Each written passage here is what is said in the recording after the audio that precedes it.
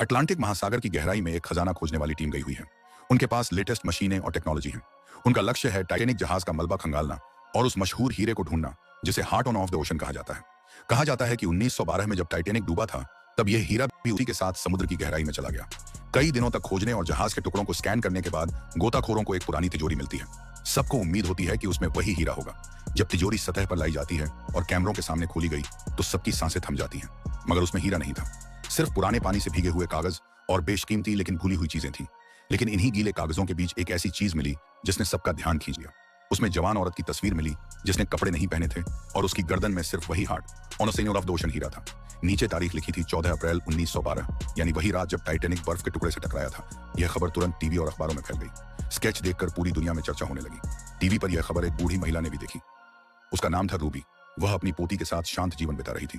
जैसे ही उसने वह स्केच देखा वह हक्की बक्की रह गई, क्योंकि यह स्केच उसी का था। यह कई साल पहले उसके लिए बनाया गया था।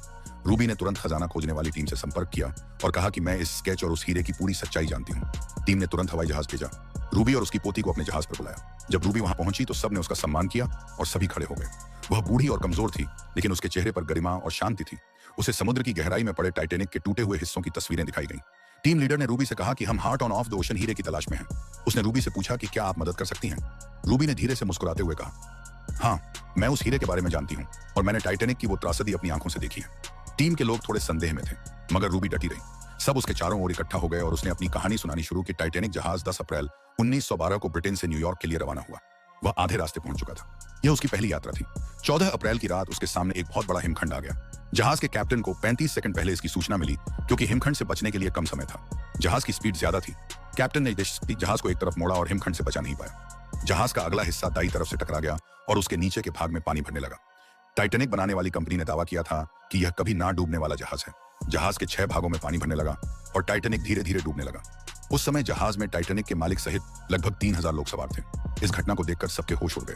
दोस्तों, हर जहाज के अंदर 20 लाइफ बोट होती हैं, लेकिन टाइटैनिक में 7 ही लाइफ बोट, क्योंकि अब कभी ना डूबने वाला जहाज था, जिनकी सहायता से करीब 1000 लोगों की ही जान बच पाई। बाकी के 2000 लोगों की मौत टाइटैनिक डूबने से हो गई। टाइटैनिक जहाज 2 हिस्सों में टूट गया और अटलांटिक महासागर में समा गया। रूबी ने कहा, उसी दिन से वह हीरा गायब है। क्या वो हीरा टीम को मिल पाएगा या नहीं?